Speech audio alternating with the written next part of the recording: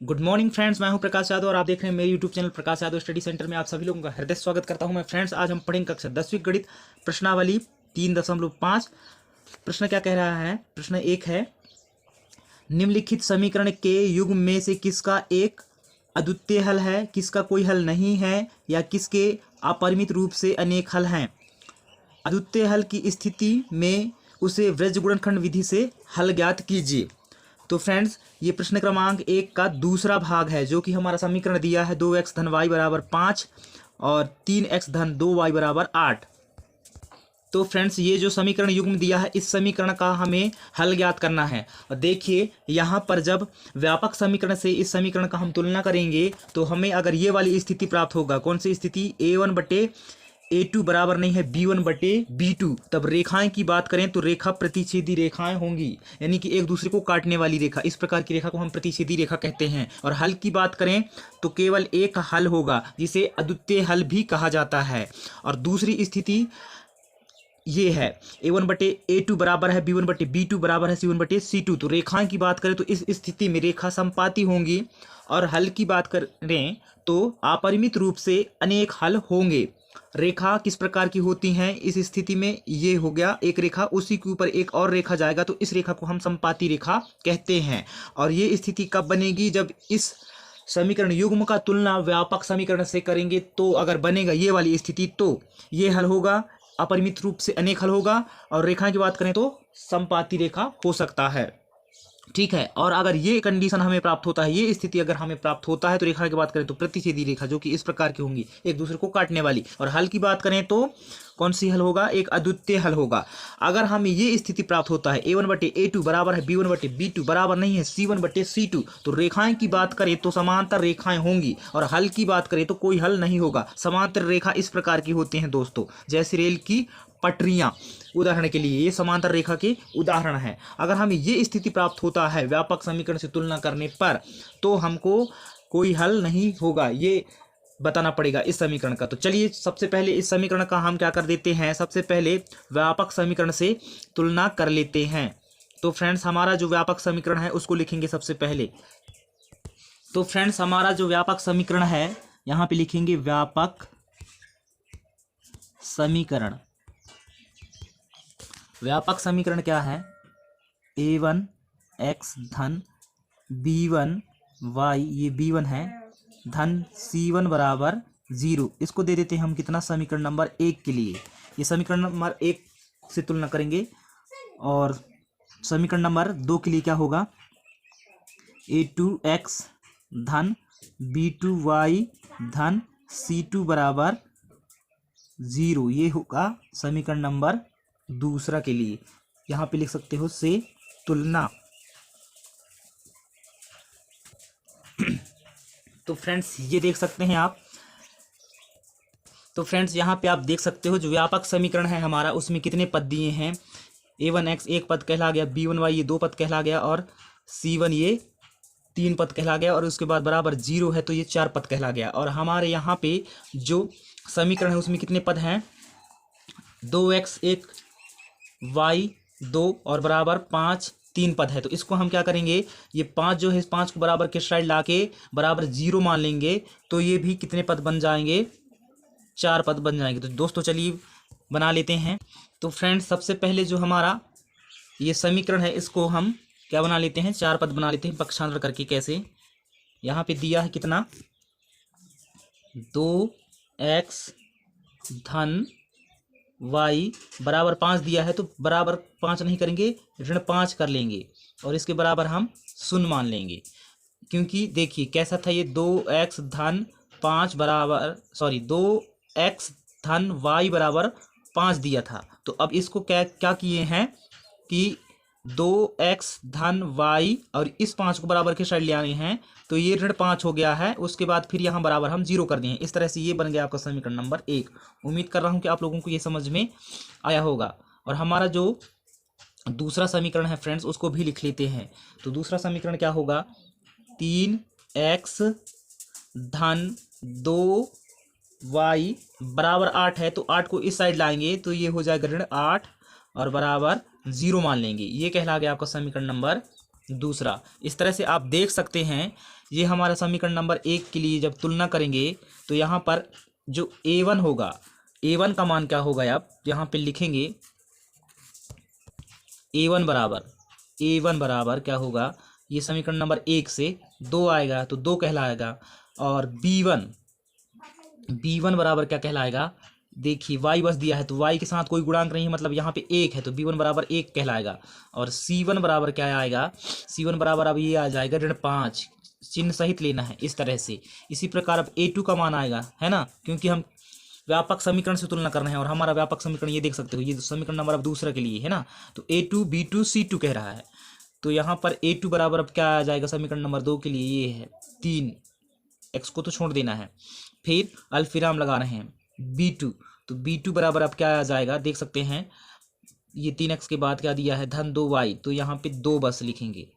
और अल्फविराम के बाद c2, तो c2 बराबर यहाँ पे ऋण 8 है, तो ऋण 8। इस तरह से हमने व्यापक समीकरण से तुलना करके a1 b1 c1 और a2 b2 c2 का मान ज्ञात कर लिए हैं।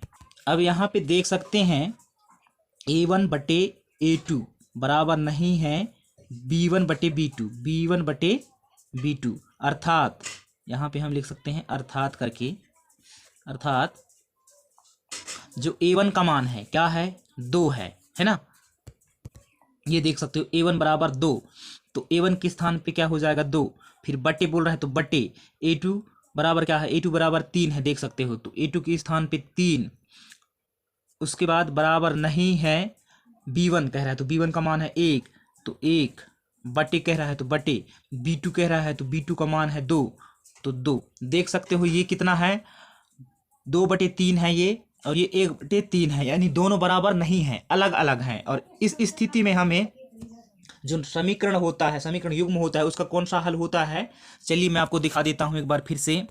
यहाँ पे देखिए कौन सी स्थिति प्राप्त हुआ हमें, a1 बटे a2 बराबर नहीं है b1 बटे b2, तो इस स्थिति में रेखा की बात करें तो प्रतिच्छेदी रेखा होता है, और हल की बात करें तो केवल एक हल होता है जो अद्वितीय हल है। तो फ्रेंड्स यहाँ पर इस स्थिति में हमें कौन सा हल करना पड़ेगा, एक अद्वितीय हल करना पड़ेगा। तो अतः इस समीकरण निकाय का क्या होगा, एक अद्वितीय हल होगा। तो यहाँ पे हम लिखेंगे इस स्थिति में निकाय का, या समीकरण ऐसे भी लिख सकते हो, निकाय का अद्वितीय हल होगा, अद्वितीय हल होगा। तो फ्रेंड्स अद्वितीय हल होगा तो उसे क्या करना है, ब्रज गुणनखंड विधि से हल करना है ना। तो चलिए दोस्तों समीकरण निकाय को ब्रज गुणनखंड विधि से हल करते हैं। उसके लिए एक सूत्र लगता है, तो यहाँ पे हम सूत्र लिख लेते हैं, जो कि हमारा सूत्र क्या है, यहाँ पे लिखेंगे सूत्र है हमारा x बटे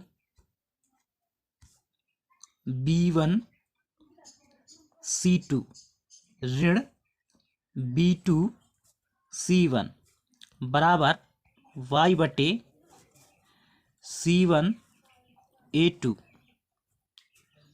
ऋण c2 a1, फिर बराबर 1 बटे a1 b2 ऋण a2 b1, ये है सूत्र। तो इस सूत्र में मान रखने पर, यहाँ पे लिख सकते हो सूत्र में मान रखने पर तो चलिए फ्रेंड्स इस सूत्र में हम अब मान रख लेते हैं। तो सबसे पहले आप देख सकते हो क्या बोल रहा है, यहाँ पर x दिया है तो x, फिर बटे दिया है तो बटे, क्या बोल रहा है b1, तो यहाँ पे आप देख सकते हो b1 बराबर कहाँ पास, ये है b1 बराबर 1 दिया है, तो हम वहाँ पे b1 के स्थान पे क्या रखेंगे, ये b1 के स्थान पे क्या रखेंगे 1 रखेंगे। फिर यहाँ पे c2 दिया है तो ये गुणा में है, तो यहाँ पे गुणा का चिन्ह c2 बोल रहा है, तो यहाँ पे हम c2 देखेंगे, ये देख सकते हो c2 बराबर ऋण 8 है, तो यहाँ पर गुणित ऋण 8 होगा, गुणित ऋण 8, इसको रख लीजिए कोष्टक में। अब इसके बाद ये दिया है ऋण, तो रखो ऋण, फिर बोल रहा है b2, तो B2 देखते हैं, B2 बराबर, ये देख सकते हो B2 बराबर 2 है।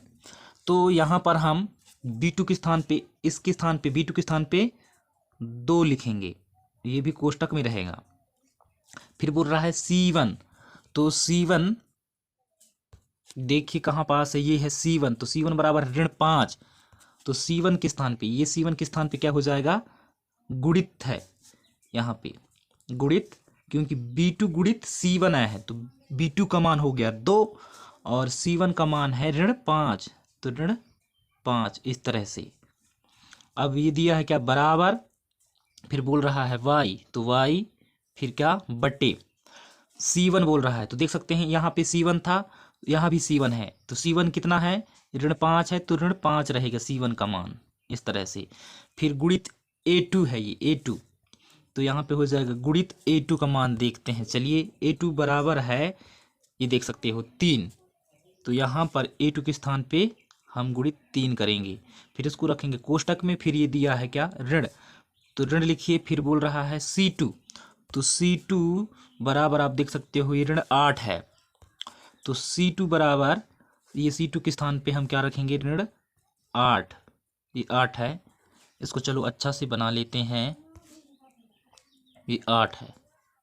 उसके बाद यहाँ पे बोल रहा है गुणित A1, तो यहाँ पे लिखिए गुणित, और A1 का मान देखते हैं, तो A1 बराबर है, ये देख सकते हो 2, तो यहाँ पर हम A1 के स्थान पे गुणित 2 लिखेंगे। इसके बाद ये कोष्टक हो जाएगा बंद, फिर यहाँ पे लिखेंगे बराबर। अब बराबर देख सकते हैं ये क्या दिया है, 1/B1, तो यहाँ पे B1 का मान देखिए, तो B1 एक बार फिर से देख लेते हैं, सॉरी A1 है, A1 मैं B1 बोल रहा था, यहाँ पे A1 है, तो A1 बराबर आप देख सकते हो ये दिया है 2, है ना, A1 बराबर 2, तो यहाँ पर A1 के स्थान पे क्या होगा, 2 हो जाएगा, है ना। फिर आप देखिए क्या बोला है, गुणित B2, गुणित B2, तो B2 का मान क्या है आप देख सकते हो, B2 बराबर ये देख सकते हो 2 है ना, तो गुणित 2 हो जाएगा। फिर कोष्टक बंद कर दो, B2 का मान भी हो गया। इसके बाद यहाँ पे ऋण है, तो ऋण A2 बोल रहा है, A2 का मान देखिए आप, A2 बराबर ये देख सकते हो क्या है, 3 है A2 बराबर, तो A2 के स्थान पे, ये A2 के स्थान पे क्या हो जाएगा, 3 हो जाएगा, क्योंकि A2 के स्थान पे कितना है, 3 है ना। उसके बाद B1 बोल रहा है, तो अब B1 का मान देख सकते हो, B1 कहाँ पास है, ये है B1 का मान है 1, है ना, तो B1 के स्थान पे गुणित 1, इस तरह से ये कोष्टक हो जाएगा बंद। चलिए अब कर लेते हैं गुणा, तो यहाँ पे क्या हो जाएगा, देखिए ये सूचित करता है कि चिन्ह रहेगा, फिर हो जाएगा यहाँ पे x, यहाँ पे हो जाएगा बटे, देखिए क्या बोल रहा है यहाँ पर, 1 गुणित ऋण 8, तो धन ऋण कर ऋण 8 एकम 8 हो जाएगा, ये 8 है। फिर यहाँ पे ये कोष्टक के अंदर कि बाहर देख सकते हैं ऋण दिया है, वही वाला ऋण हो जाएगा। उसके बाद यहाँ पर क्या हो जाएगा, 2 गुणित ऋण 5 दिया है, तो कोष्टक के अंदर हो जाएगा धन ऋण का ऋण हो गया, क्योंकि 2 में धन है और 5 में ऋण है, तो धन ऋण का ऋण हो गया, और 5 दूना 10 हो जाएगा। फिर बराबर क्या दिया है, y, फिर बटे, यहाँ पे दिया है ऋण 5 गुणित 3, तो धन ऋण का ऋण 5 तिहाई 15 हो जाएगा, कोष्टक कर दो बंद।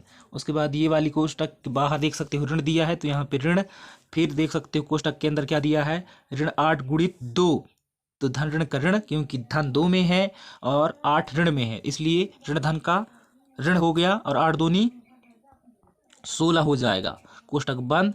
फिर यहाँ पे बराबर क्या बोल रहा है, 1/2 गुणित 2, तो 2 दूना कितना हो जाएगा 4, फिर ये बाहर क्या है, ऋण है, तो ऋण, और 3 गुणित 1 है, तो 3 एकम 3 हो जाएगा।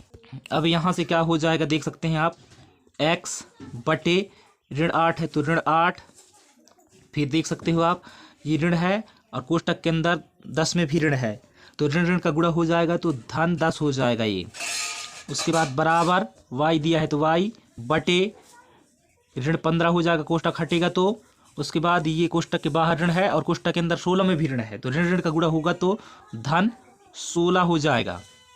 फिर बराबर 1 बटे 4 ऋण 3 कह रहा है, तो 4 में 3 घटेगा तो बचेगा 1, तो 1 बटे 1 नहीं लिखते वैसे, लेकिन यहाँ पे मैं लिख दिया हूँ क्योंकि हमें हल करना है। जब तक ऐसे ना लिखेंगे तब तक हम हल नहीं कर सकते, इसलिए स्थिति के अनुसार लिख भी सकते हैं। अब हमें x का मान चाहिए तो क्या करेंगे, x बटे यहाँ पे क्या दिया है देख सकते हो, ऋण 8 और धन 10, तो यहाँ आपस में घटेगा तो 10 में 8 घटेगा तो बचेगा 2 और धन 2 बचेगा, क्योंकि 10 बड़ी है, 10 में धन का चिन्ह है, इसलिए धन 2 बचेगा। उसके बाद क्या दिया है, y बटे ऋण 15 धन 16, यानी कि यहाँ भी घटेगा तो 16 में 15 घटेगा तो बचेगा क्या 1 और 16 बड़े हैं, 16 में धन का चिन्ह है तो यहाँ भी 1 में भी धन का चिन्ह बराबर, फिर इसको लिख सकते हैं 1 बटे 1। अब हमें x का मान निकालना है तो यहाँ से क्या होगा, x बटे 2 बराबर ये लास्ट वाले को ले लेते हैं x का मान ज्ञात करने के लिए और y का मान ज्ञात करने के लिए, तो क्या है लास्ट में 1 बटे 1 है, तो यहाँ पर क्या हो जाएगा, फिर तिर्यक गुणा हो जाएगा, तो x का गुणा 1 के साथ इस तरह से गुणा होगा, ये x का गुणा इसके साथ और ये 2 का गुणा इस 1 के साथ। एक बार अब इसको मिटा के फिर से लिख देता हूँ, है ना, क्या है x बटे 2 बराबर लास्ट वाले को ले लेते हैं तो लास्ट में क्या है 1 बटे 1 है, यानी कि इस तरह की गुणा होगा, तिर्यक गुणा, ठीक है। तो चलिए गुणा कर लेते हैं, तो यहाँ पर क्या होगा, x का गुणा 1 के साथ होगा तो x एकम x, फिर बराबर 2 का गुणा 1 के साथ होगा तो 2 एकम 2, इस तरह से x का मान कितना आ गया, 2 आ गया।